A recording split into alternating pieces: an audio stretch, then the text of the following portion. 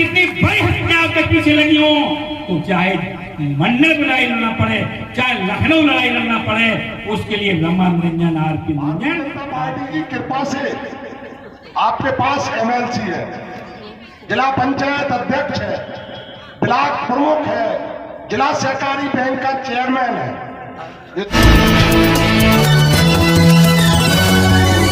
नमस्कार, लहर live 24 news में आप सभी का स्वागत है। खबर उत्तर प्रदेश के ललितपुर जिले से। ललितपुर जिले के अमझरा धाम प्रांगण में किया गया झांसी ललितपुर जालौन से दूसरी बार निर्वाचित हुए विधान परिषद सदस्य रमा आरपी निरंजन का सम्मान समारोह और तुलादान का भव्य आयोजन बुंदेलखंड कुर्मी छत्री कल्याण समिति के तत्वाधान में किए गए। इस भव्य आयोजन में आए अतिथियों का समिति के पदाधिकारी द्वारा माल्यार्पण और पुष्प भेंट किए गए।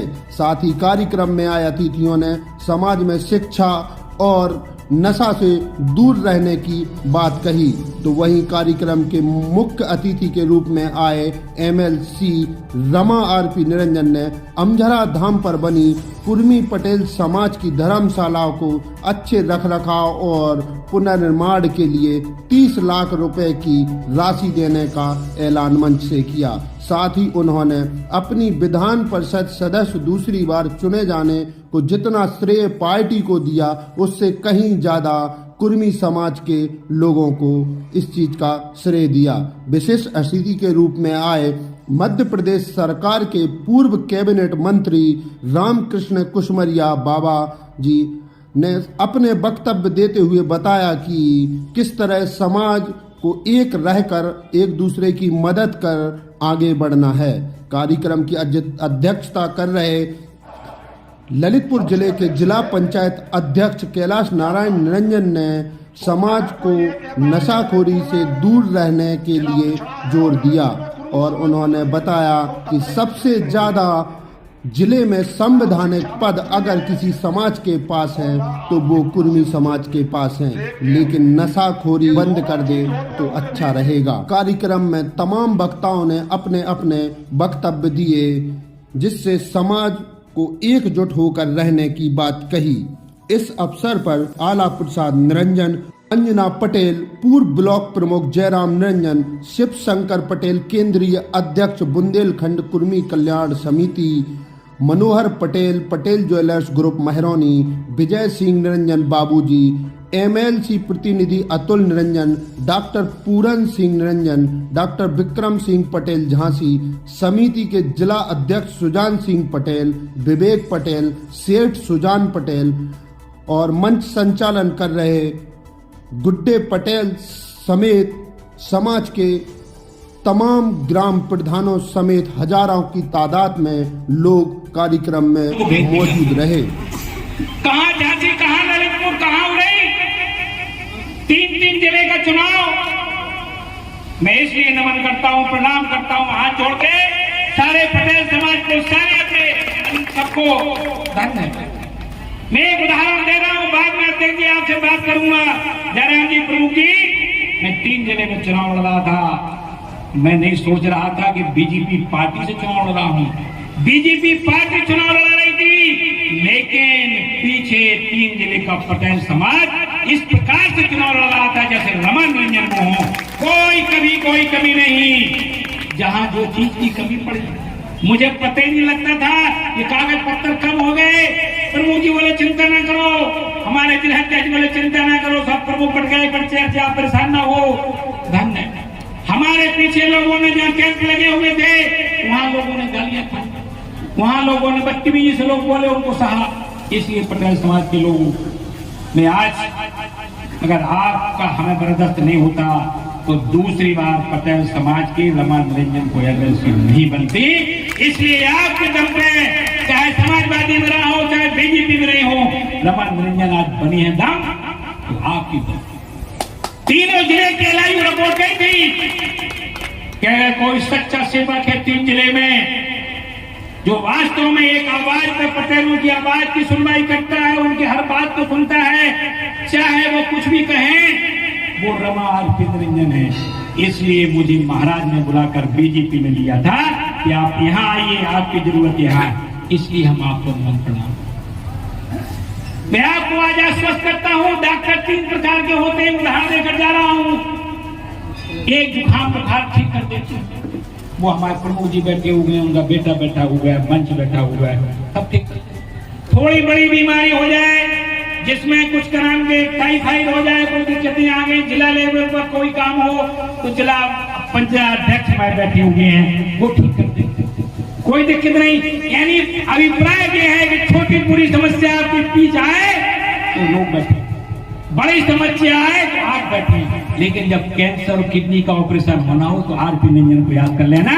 कितना भी बड़ा आपके ऊपर संकट आए, कितनी बड़ी हत्या आपके पीछे लगी हो, तो चाहे मंडल लड़ाई लड़ना पड़े, चाहे लखनऊ लड़ाई लड़ना पड़े, उसके लिए रमा निरंजन, आरपी निरंजन आपकी अगुवाई करेंगे, आपको दमन नहीं होने देंगे, मेरा आपको विश्वास है। आज जहां हूं आपके दम, मैं हमजरा घाटी की हनुमान जी के चरणों में वंदन करता हूं, आशीर्वाद लेके गया था, ये आशीर्वाद दीजिए दोबारा दोबारा चुन के लाए। इसलिए मेरी ललितपुर के पटेल समाज के साथियों, बाहर से आए, झांसी के बहुत नेता, हमारे मध्य प्रदेश से बहुत लोग आए, क्या बात है कि आज हमसे कहा गया नहीं तुलादान आप दोनों का होना है, नहीं, हमने कहा पूरे अगर किसी ने दोबारा जीता है तो रमा निरंजन एमएलसी में चुनाव जीता है, वो एमएलसी है, आप उनका तुलादान करिए। आरपी निरंजन तो एक आज महिला सशक्तिकरण का उदाहरण दे रहे हैं। मैं जब मुझे टिकट मिल रहा था, मैंने हाथ जोड़कर कहा था शुरू में कि साहब महिला सशक्तिकरण पूरा होगा, 80-90 दिए, आप टिकट दीजिए, दिया। अब की बात है दोबारा महाराज के पास खड़ी दीजिए हाथ जोड़कर, फिर आरपी निरंजन को टिकट दे दीजिए। हम नहीं महाराज, आप सदन का अनुभव हमें नहीं रह गया, अब मुझे फील्ड का अनुभव है, सदन का काम इनको दो, फील्ड का काम हमें दो, इसलिए दोबारा इन्हीं को टिकट दिलाया, क्योंकि मां शक्ति के रूप में एक मुझे उदाहरण, मैं आप लोगों से कुछ बातें इसलिए करना चाहता हूं साथियों, आपकी पीड़ा मेरी पीड़ा, जो पटेल समाज के रूप में मेरे अंदर खून बहता है पटेलों का, वो आपके अंदर है। पटेल समाज के अंदर अगर दोनों खून बहते हैं तो आपका ही पटेल समाज के अंदर खून बहता है और मेरे अंदर भी बहता है। अगर आपकी अच्छाई है तो मेरी अच्छाई है, अगर आपकी बुराई है तो मेरी बुराई। मैं नमन करता हूं अपने सरदार वल्लभ भाई पटेल को कि जिनका वंशज मुझे होने का प्राप्त हुआ सौभाग्य, धन्य सरदार वल्लभ भाई पटेल। आज मुझे उनके साथ उनकी परिवार में जन्म होने का मौका, लोग कहते हैं जो सरदार वल्लभ भाई पटेल के वंशज हैं, क्यों कहते हैं कि त्याग की मूर्ति थी, त्याग की मूर्ति थे। उनने हमारे वकील साहब आ गए, आला जी आप भी आ जाए, आइए, आपने बहुत आइए, वो एक त्याग की मूर्ति थी। अगर उनने प्रधानमंत्री पद ले लिया होता तो आज आप पटेल समाज का नाम नहीं होता जो आज हो रहा है। आज लोग कहलाते हैं कि पटेल समाज त्यागी है, क्योंकि सरदार वल्लभ भाई पटेल ने इतना बड़ा त्याग किया था कि आज कुर्सी छोड़ दी, जिसकी लड़ाई चल रही है, इसलिए हम लोग अच्छे लोग गिर जाते हैं। लोग कहते हैं कि अगर ब्याज सह चुकाना आता है तो पटेल समाज को आता है, अगर कोई एहसान कर देता है तो ब्याज से पटेल समाज चुका देता है। देखिए उस्मानिया जी, मैं आपसे कह रहा हूं, मध्य प्रदेश ने आप बहुत बड़े नेतागिरी करी, बहुत बड़ा। जब मुझे एमएलसी बनाया, पार्टी में लिया, मैं 2022 के चुनाव में नमन करता हूं पटेल समाज के लोगों को। जब मैं क्षेत्र में घूम रहा था, हाथ जोड़ रहा था, तो चाहे गरौठा हो और चाहे कनानगोरई हो और चाहे माधोगढ़ हो, तो मुझे नहीं पता था कि इतने नाराजगी के बावजूद जब मैंने हाथ जोड़े तो गांव के गांव पूरे बीजेपी में चले गए। इसलिए हमें इसका पूरा धन्यवाद देता हूं आप सब लोगों को। अगर आप बीजेपी में नहीं जाते तो आज पार्टी में कद्र वो न हो। आप मेरे पीछे हैं, इसलिए मुझे आज सबका सम्मान है। इसलिए मैं आज अमजरा घाटी पर आपको कुछ आश्वासन देकर जाता हूं। बातें बहुत करनी है लेकिन वक्ता बहुत है। मैं एक आश्वासन देकर जाता हूं, मुझे नहीं पता था कि अगर अदना से गांव में चल के छोटा सा गांव रवा, कौन तहसील से पॉलिटेक्निक में टीचर हूंगा, पॉलिटेक्निक में इंस्ट्रक्टर बनूंगा, लेक्चर बनूंगा, हेड बनूंगा, प्रिंसिपल बनूंगा, वहां तो ठीक था। लेकिन मुझे नहीं आता था। हनुमान जी महाराज ईश्वर क्या कृपा की आपने कि लोग एक एक विधानसभा के लिए जूझते लड़ते हैं। आज यहाँ हम लोग 9 विधानसभा पर राज कर रहे हैं। ये कृपा है, ये कृपा है लोगों के। एक विधायक के 7-8-6 फोन होते हैं इंस्पेक्टरों के, हमारे 59 फोन हैं 3 जिले में। 59 ऐसो जिसको कहो कहीं का हो, जी सर बताइएगा, वो सबसे दिया। एक विधायक नहीं बनाया आपने, 9 लोगों विधायक बनाया। इसलिए पटेल समाज के लोगों, मैं आज आप सरदार वल्लभ भाई पटेल का वंशज हूं और आप भी वंशज हैं। आप 2-3 चीजें सीख कर चलो। मौका कब मिलते हैं ऐसी बात करने के? लोग कहते हैं कि ललितपुर में तो पहले पटेल लोग बहुत पूछ रहे थे। हमने कहा कहां हो? वहीं बैठे बैठे लखनऊ में बात करते हो। अगर कहीं तरक्की की है तो सबसे ज्यादा ललितपुर के पटेलों ने तरक्की की, चाहे बिजनेस में की हो, चाहे शिक्षा में की हो और चाहे राजनीति में। अगर तरक्की नहीं की होती पटेलों ने तो यार राम प्रभु जी 4 बार अपने वो न बन जाते ब्लॉक प्रमुख। अगर आपने पटेलों ने राजनीति में हस्तक्षेप न किया होता तगड़ा, तो आज पूरे जिले के जिसको माना जाता है हमारे जिला पंचायत अध्यक्ष नहीं होती। इसलिए आप लोगों ने राजनीति की। कौन सी एजेंसी है जो ललितपुर में किसी ट्रैक्टर की हो तो पटेल के पास, पेट्रोल पंप के कितने हैं तो पटेल के पास, खाद की एजेंसी है तो पटेल के पास, टेम्पू की एजेंसी तो पटेल के पास। इसलिए मेरे ललितपुर के पटेल भाइयों, आपने जो संघर्ष करके इस पटेल माहौल को आपने जो किया है, आपको हम नमन करते हैं, प्रणाम करते हैं कि आप राजनीति में इसी प्रकार से आगे बढ़ते रहो ताकि लोगों के पीछे नहीं दौड़ना पड़े। मैं तो कहता हूं जब कोई विधायक, सम्मानित शिवशंकर जी को धन्यवाद करूंगा कि हम कहीं भी हो उनकी हमें खबर मिलती है। हम अपने सामाजिक कार्यक्रमों में आपके बीच में आकर के अपने आप को गौरवान्वित करते हैं।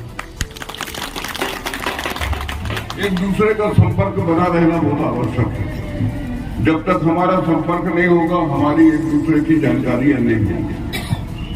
आज हम राजनीतिक क्षेत्र में आगे बढ़ रहे हैं, बहुत अच्छी बात है, क्योंकि आप जानते हैं कि हम कितना भी कुछ भी करें, लेकिन यदि राजनीतिक क्षेत्र में हम पीछे हैं तो हम वो जो करना चाह रहे हैं, जो लोग सेवा करना चाह रहे हैं, जो क्षेत्र की सेवा करना चाह रहे हैं, लोगों की सेवा करना चाह रहे हैं, वो नहीं कर सकते। और इसके लिए आवश्यक है कि हम राजनीति में भी प्रवेश करें, हमारा व्यवसाय में प्रवेश हो, हम शिक्षा में आगे बढ़े। तो सभी तरफ, चारों तरफ से हमको अपने आप को तैयार रखना है, क्योंकि ये हम जानते हैं, आप सब जानते हैं, हमारे जो डीएनए में जो ईमानदारी और काम करने की और लोगों के साथ मिलकर और उनको आगे बढ़ाने के लिए जो हमारी एक खूबी है, उसके कारण हम आगे बढ़ सकते हैं, हम नेतृत्व कर सकते हैं। लेकिन हम अपने आप को, अब जैसे उदाहरण के तौर पर सरदार पटेल जी हमारे प्रधानमंत्री के सबसे सर्वश्रेष्ठ उम्मीदवार थे, लेकिन उनकी अपनी आत्मसंतुष्टि थी, षड्यंत्र हुए उनके साथ, उनको उनके रास्ते में अनेक अड़ंगे आए, लेकिन उन्होंने उस पर ध्यान न देते हुए अपने आप को एक सेटिस्फेक्शन अपने भीतर मानते हुए उन्हें जो काम मिला उसको बड़ी खूबी से करके आज हम यहाँ पर जो बैठे, आज हम यहाँ पर जो चर्चा कर रहे हैं, हम जो अपने समाज के तरफ से जो प्रतिनिधित्व कर रहे हैं, उसका कारण जो है आज लोकतंत्र को बहाल करने का काम हमने किया। सारी रियासतों को, राज्यों को, रजवाड़ों को एक साथ हमने राष्ट्र में समर्पित करा, उनको सरेंडर करा। बड़े बड़े तुम्हारे जैसे राज्य थे तुम्हारे, आज कश्मीर की समस्या हम भोग रहे हैं, परेशान। पूरा देश हमारा देहात से जो आधा कश्मीर चला गया, तो उसका कारण ये है कि यदि सरदार पटेल प्रधानमंत्री होते तो भारत का दृश्य दूसरा होता, भारत का नक्शा दूसरा। तो हमें इस बात से भी सतर्क रहना है। जो शक्तियां हमें पीछे करने की कोशिश करता है, सावधानी के साथ उनसे निपटने की भी आवश्यकता। मैं सबको एक श्लोक के माध्यम से सबका सम्मान करना चाहता हूं।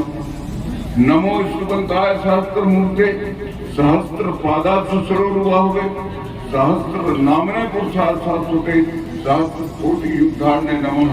आप सब विराट ब्रह्म स्वरूप जनता जनार्दन को मैं हृदय से प्रणाम करता हूं। सबसे अधिक श्रेय जाता है। तो अगर कोई ये कहता है कि ललितपुर में जिला पिछड़ा है और ललितपुर में कुर्मी समाज पिछड़ी है, तो कतई पिछड़ी नहीं है। ना आप शिक्षा में पिछड़ी है और ना आर्थिकता से पिछड़ी है। लेकिन ये दोनों चीज होते हुए भी आप और हम कुछ नहीं कर सकते हैं यदि आपके अंदर, समाज के अंदर एक भी गुण है, अपगुण है, एक अपगुण आपकी आर्थिकता, आपकी शिक्षा, आपकी राजनीति चौपट कर सकता है। एक अपगुण, और वो हर समाज में है और ललितपुर समाज उस अपगुण से कहीं दूर नहीं है। तो पहले तो मैं आप लोगों को बताना चाहता हूं, निवेदन करना चाहता हूं, समाज एकजुट है, पैसा है, आपके पास शिक्षा है, राजनीति है। आज की तारीख में 3-3, 4-4 पद एक समाज में ललितपुर जिले में किसी के पास नहीं है। भारतीय जनता पार्टी की कृपा से आपके पास एमएलसी है, जिला पंचायत अध्यक्ष है, ब्लॉक प्रमुख है, जिला सहकारी बैंक का चेयरमैन है। ये तो वर्तमान में आपके पास उपलब्ध है। उसके बाद भी एमएलसी प्रतिनिधि भी कुर्मी समाज से है, अतुल निरंजन जी। तो अगर आपको कहीं राजनीतिक शासन प्रशासन की परेशानी है, समाज के लोगों को कोई अच्छे काम करने में, घरेलुओं से दूसरे लोगों से परेशान होने में, तो हम लोग काफी हैं। लेकिन पहले आप सुधरिए। सिर्फ दारू आपका विनाश कर सकती है और कर रही है। और मुझे लगता है, अभी मैं आरपी भाई साहब से बात कर रहा था, रास्ते में माननीय प्रमुख जी भी थे, इन्हीं बातों पे। क्या ललितपुर में समाज ठीक है? आप बोल रहे थे व्यापार में, मैंने कहा मैं 1985 से व्यापार में हूं। उस समय एक दुकान कुर्मी समाज की जयराम सिंह निरंजन खोले थे, वो इन्होंने बंद कर दी थी। और एक दुकान स्वराज ट्रैक्टर की राजेंद्र मिर्चवारा, वो भी जैन समाज के सहयोग से खोले थे, अकेले नहीं। 1950 कि समिति इस तरह का कार्य करे कि पटेल समाज में एक पावर उत्पन्न हो। पावर कैसे प्राप्त हो? आज हम दूसरों के पावर से काम करते हैं, ये बिल्कुल सही बात है। हमारा भी पावर है, दूसरों का पावर है, लेकिन समिति का उद्देश्य है, समिति की कल्पना है कि ये समाज अपने पावर से ही काम करेगी। जब ये समाज अपने पावर से काम करेगी तभी हम आगे बहुत तेज गति से बढ़ेंगे और सभी का काम हम कर पाएंगे। ये बात निश्चित है। बहुत से लोग ऐसा नहीं कि हमसे नाराज ना होते हों, नाखुश भी रहते हैं, लेकिन उस उद्देश्य को समझे। आखिर हम ऐसा कौन सा काम कर रहे हैं जिसकी वजह से उन्हें लगता है ये ठीक काम नहीं कर रहे हैं? ऐसा नहीं है। मुख्य बात, हमारा उद्देश्य सिर्फ एक ही है, इसमें व्यक्ति विशेष कुछ नहीं है। न संगठन में व्यक्ति होता है, अगर कोई है तो ये संगठन है, बुंदेलखंड कुर्मी कल्याण समिति है, सर्वोपरि है। उसके पीछे अगर हमें लड़ना भी पड़े तो हम लड़ते भी हैं, बुराई भी होती है, हमारी सब कुछ होता है, लेकिन हम इससे पीछे नहीं हटेगी, क्योंकि यदि संगठन ही अगर कमजोर हो जाएगा तो निश्चित तौर से हमारी ताकत भी कमजोर हो जाएगी। यही संगठन है कि आप लोगों को, चाहे राजनीतिक क्षेत्र हो, हमारे परम आदरणीय सभी नेता है, उनको हम, चाहे वो किसी पार्टी से हो, हमें उनका सहयोग करना है और सहयोग करेंगे। हम संगठित रहेंगे तभी हम कार्य कर पाएंगे। इसलिए हमारा सबसे अनुरोध है कि इस संगठन को हमेशा बनाए रखें। आज जो कार्यक्रम